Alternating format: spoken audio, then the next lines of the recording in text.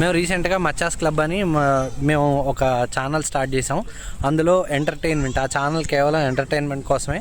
So comedy, మీ ఫ్యామిలీతో కూర్చొని comedy skits మీరు ఎంజాయ్ చేసుకోవచ్చు. అండ్ నేను చెప్పా కదా ఆల్రెడీ, నాకు యాక్టింగ్ అంటే ఇష్టం.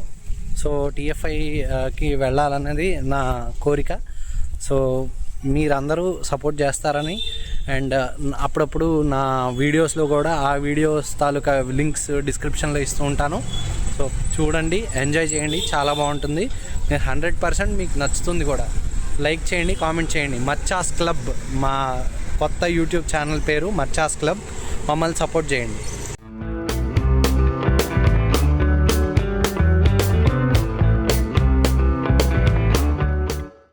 Hi friends, welcome to my channel. ఈరోజు నేను ఈస్ట్ గోదావరిలో ఉన్న గొల్లల మామిడాడ అనే ఊరికి వచ్చాను. అక్కడ కోదండరామస్వామి ఆలయం. ఇప్పుడు ఈ గోపురం కనిపిస్తుంది కదా, ఈ గోపురం 200 అడుగులు ఎత్తుంది. అండ్ ఈ గోపురం ఏదైతే ఉందో నా మీద ఉన్నది, ఇది 180 అడుగులు ఎత్తుందండి. సో ఇది మార్నింగ్ 8 o'clock, 8 కూడా కాదు, 6 o'clock ఓపెన్ చేస్తారు. మధ్యాహ్నం 1 గంట వరకు ఓపెన్ ఉంటుంది గుడి. 1 గంటన్నర తర్వాత మళ్ళీ 7:30 వరకు, 1 గంటన్నర నుంచి 7:30 వరకు ఈ ఆలయం, ఈ కోదండరామస్వామి ఆలయం, సీతా సమేత రామలక్ష్మణులు ఉన్నారు. ఇది 135 సంవత్సరాలు చరిత్ర కలిగిన గుడి ఇది. సో ఇది కరెక్ట్గా గొల్లల మామిడాడ అనే ఊరు దగ్గర ఉంది. బిక్కవోలు వినాయకుడు తెలిసే ఉంటుంది. బిక్కవోలు వినాయకుడు ఊరు ఉంది కదా, బిక్కవోలు అనే ఊరు నుంచి 15 కిలోమీటర్లు వస్తుంది. సో ఇక్కడ మీరు దర్శించుకోవాలనుకుంటే మీరు బిక్కవోలు, గొల్లల మామిడాడ, ద్రాక్షారామం ఇవన్నీ దగ్గరే పక్కనే ఉంటాయి. ఇక్కడ నుంచి ద్రాక్షారామం మళ్ళీ ఒక 20 కిలోమీటర్లు ఉంటుంది. 18 కిలోమీటర్లు, 20 కూడా కాదు, 18 కిలోమీటర్లు. చాలా దగ్గర, సూపర్ ఉంటుంది. ఎక్సలెంట్ టెంపుల్ ఇది. ఈ గుడి 2 అన్నదమ్ములు కలిసి కట్టించారు. స్వామివారు రాముల వారు కలలో కనిపించి గుడి కట్టమని అడిగితే 135 సంవత్సరాల క్రితం ఈ గుడిని కట్టించారట. సో హోల్ అండ్ సోల్ వాళ్ళిద్దరు మాత్రమే కట్టించారు. ఏ దానం అది ఏం స్వీకరించలేదు, వాళ్ళిద్దరు మాత్రమే కట్టించారు.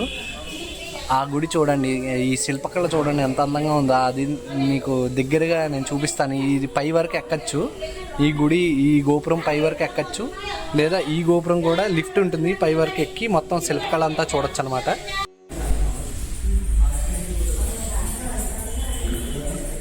అది గర్భగుడి. అక్కడ ఉంటారు దేవుడు రాముల వారు అక్కడ ఉంటారు.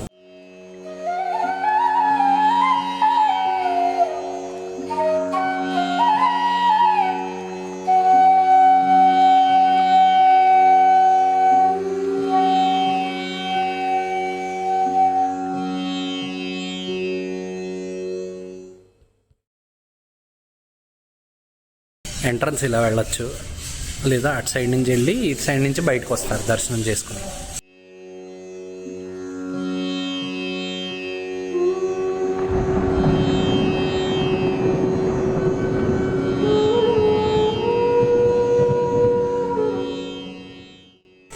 ఇందులో ప్రత్యేకత ఏంటంటే అద్దాల మండపం. ఈ 160 అడుగులు ఎత్తున్న గోపురంలో అద్దాల మండపం ఉంటుంది. ఇక్కడ టికెట్ 50 రూపాయలు, 50 రూపీస్ టికెట్ తీసుకుని మీదకి రావచ్చు.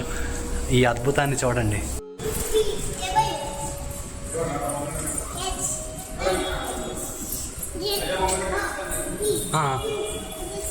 ఇది మొత్తం ఇవే సేమ్ బొమ్మలు కనిపిస్తాయి ఇక్కడ.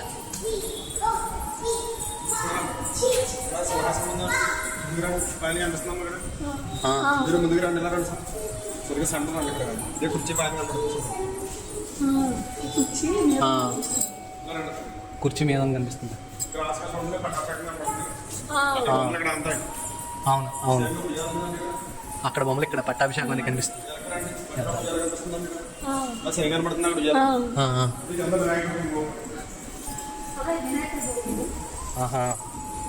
ఇది వినాయకుడు గోపురం.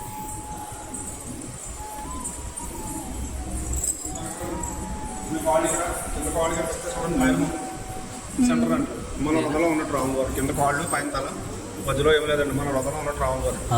అవునండి, మన హృదయంలో ఉన్నట్టు వస్తుంది రాముల వారు. అక్కడ రాముల వారు అక్కడ సింహాసనంలో ఉన్నారు. కాళ్ళు సైడ్ ఉంటాయి అన్నమాట. అవును, ముందుకు రండి, మన కాళ్ళు సైడ్కి ఉన్నాయి. ఇక్కడ మనిషి, ఇక్కడ కాళ్ళు. ముందుకు రండి. మన కళ్ళు కనపడవు ఇక్కడ, పక్కన ఉన్న వాళ్ళు కనిపిస్తాయి ఇక్కడ. ఓ,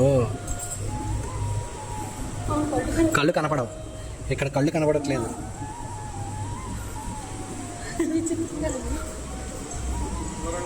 ఒక అద్దం పట్టి పడడం మీరే అందులో పొట్టిగా ఉంటారు, ఇందులో పొడవగా ఉంటారు. ఇందులో నేను పొట్టిగా, ఇందులో నేను పొడవుగా కనిపిస్తున్నాను.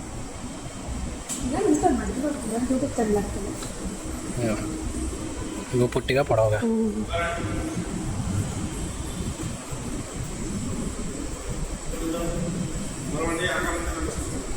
మనం ఓకే, మనం ఇక్కడ వెనక ముందు కనిపిస్తాం.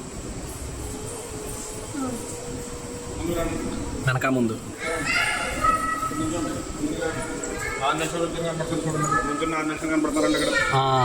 కనిపిస్తున్నారు. నించున్న ఆంజనేయ స్వామి, నించున్న ఆంజనేయ స్వామి, ఆంజనేయ స్వామి కూర్చున్నారు, కనిపించారు. Passport size photo.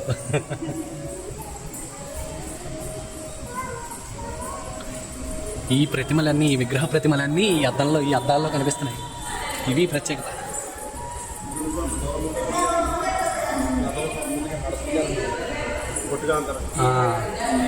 ఈ అద్దంలో పొట్టిగా కనిపిస్తారు. అద్దంలో చూసుకుంటే పొట్టిగా కనిపిస్తారు. చెప్పాను కదా, ఇద్దరు అన్నదమ్ములు కోదండ రామచంద్రమూర్తి ఆలయం కట్టించిన వాళ్ళు ద్వారంపూడి సుబ్బిరెడ్డి గారు, ద్వారంపూడి రామరెడ్డి గారు. సో వీళ్ళిద్దరూ గుడి స్టార్ట్ చేశారు 1889లో. 1934కి విగ్రహ ప్రతిష్ఠ జరిగింది. 1948లో 160 అడుగుల ఎత్తుగల గోపురాన్ని నిర్మించారు. తూర్పు గోపురం, పశ్చిమ గోపురం 1956. 1956లో 200 అడుగుల ఎత్తు గల గోపురాన్ని నిర్మించారు. వీరే అన్నమాట. ఇక్కడి నుంచి పైకి ఎక్కాలి. పైకి ఎక్కితే మనకి 3 గోపురాలు కనిపిస్తాయి. ఇలా చూస్తే అదిగో, అదే మా కార్. శిల్పకళ చూడండి ఎంత అందంగా ఉందో. ఆ రోజుల్లోనే ఈ శిల్పకళ ఎంత అందంగా చెక్కారో చూడండి. గరుత్మంతుడు, ఆ పక్కన రామలక్ష్మణుడు, లక్ష్మీదేవి, సుగ్రీవుడు, జాంబవంతుడు, సూరసేనుడు, మొత్తం కిష్కింద రాజ్యం వాళ్ళు అనమాట. అంగదుడు వాళ్ళు, విభీషణుడు, లక్ష్మీదేవి, బ్రహ్మగారు, ఈయన బ్రహ్మ, రామలక్ష్మణులు వనవాసంలో గెటప్లు. ఆ పైన చూడండి,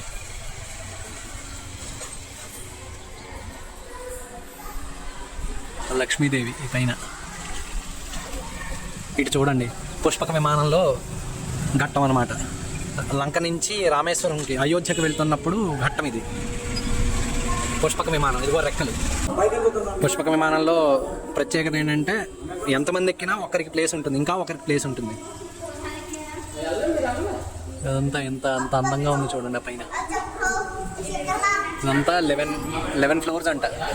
11 అంతస్తులు గోపురం ఇది. అంటే ఇది ఫ్రంట్ సైడ్, అంటే తూర్పు సైడ్ గోపురం 160 అడుగులు. ఇది 160 అడుగులు. ఇది వెస్ట్ సైడ్ గోపురం 200 అడుగులు. సో ఇది 11 ఫ్లోర్స్. అది ఎన్ని ఫ్లోర్స్ చెప్పలేదు, బట్ అందులో ఎక్కడానికి ఏమి ఉండదు అనుకుంటా నాకు తెలిసి. ఇదే ఎక్కడానికి ఉంది, ఎందుకంటే ఆ దూరం నుంచి మాకు ఎక్కడెక్కడి నుంచో స్పాట్ అయింది. అక్కడెక్కడి నుంచో స్పాట్ అయింది మాకు ఈ గోపురం. అటు నుంచో వచ్చాం. అలా అదేదో రోడ్డు మనకి దూరంగా కనిపిస్తాయి కదా హైట్స్ అన్నీ, ఈ హైట్లో మాకు కనిపించింది ఈ గోపురం. యా పదండి, మనం మీదకి వెళ్దాం. మీద ఇంకా చాలా బాగుంటుంది. మెట్లు బాగా ఎత్తుగా ఉన్నాయి. కాళ్ళ నొప్పులు ఉన్న వాళ్ళు ఎక్కలేరు. ఆబ్వియస్లీ గోపురం మెట్లన్నీ ఇలాగే ఉంటాయి.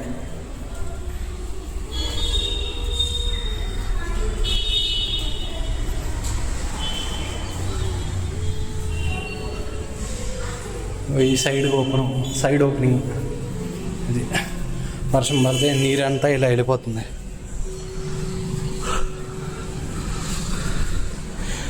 ఇది హనుమంతుడు సంజీవని పర్వతం తీసుకొచ్చిన ఘట్టం.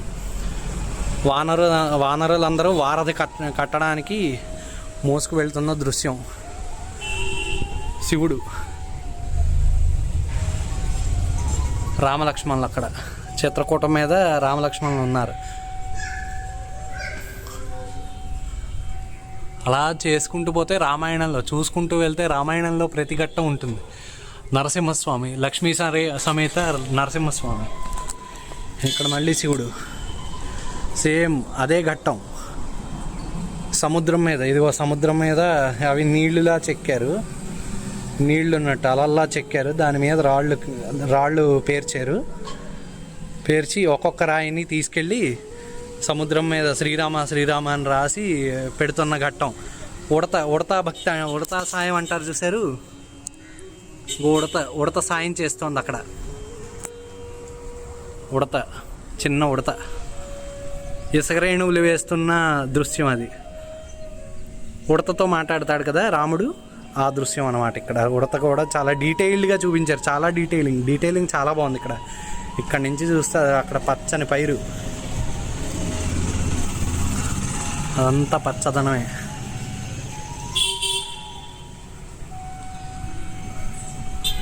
పదండి మనం ముందుకు వెళ్దాం. అది అక్కడ ఏంటంటే గోపురం అన్నమాట.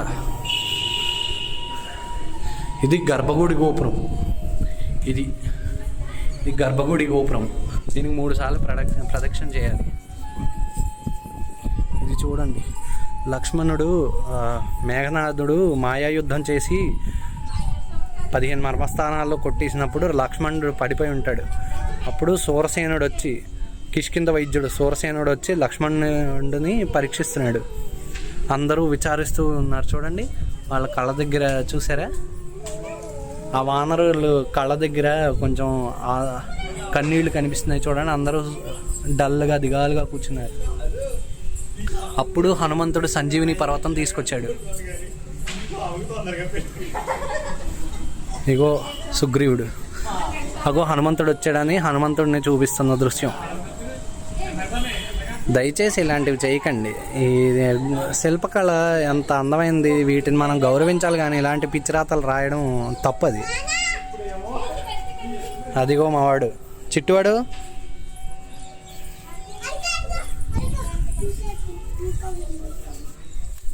ఇగో ఇన్ని పిచ్చి రాతలు, ఈ రాతలన్నీ రాయకూడదు.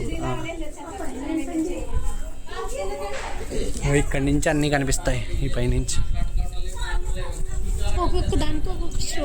ఒక్కొక్క దానికి ఒక్కొక్క ఫ్లోర్కి ఒక్కొక్క స్టోరీ ఉందండి. అదిగో అక్కడ సీతమ్మని చూసిన ఆంజనేయుడు చూడమని అందించాడు కదా, ఆ దృశ్యం అది. ఆ పైన రాముల వారు శబరి దగ్గరికి వెళ్ళి అడవిలో వనవాసం చేస్తున్న దృశ్యాలు ఆ పైన. ఇంకా ఆ పైన చూస్తే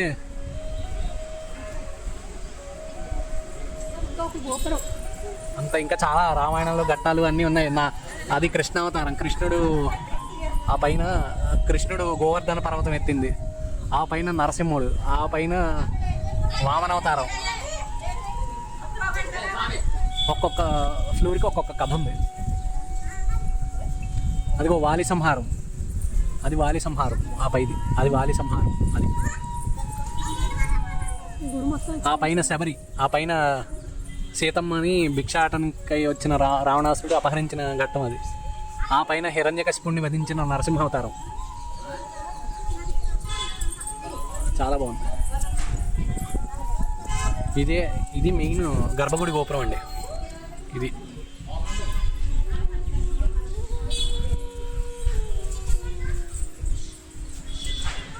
అది పశ్చిమ గోపురం. ఓకే, ఇది తూర్పు గోపురం. ఇది తూర్పు గోపురం అండి. ఇది పశ్చిమ గోపురం. ఇది 160 అడుగులు, ఇది 200 అడుగులు.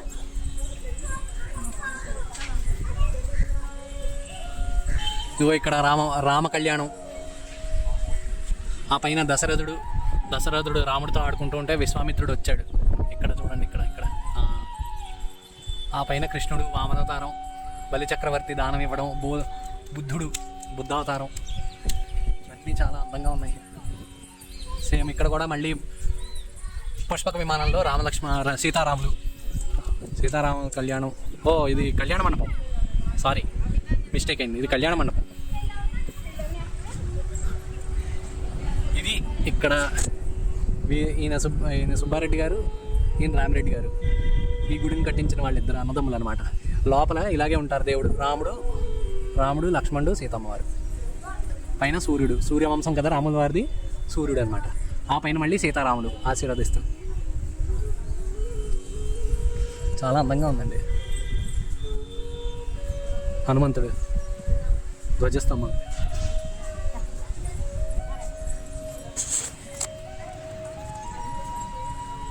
ఇక్కడ కూడా మొత్తం దశావతారాలు అన్నీ చెక్కారు.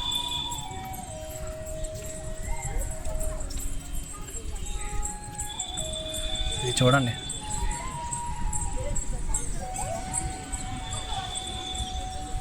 మేము దక్షారామం వెళ్ళిపోతాం. దక్షారామం దగ్గర మిగతా విశేషాలు మాట్లాడుకుందాం. ఈ వీడియో కనుక మీకు నచ్చినట్టయితే please do like, share and subscribe. Thank you. Bye.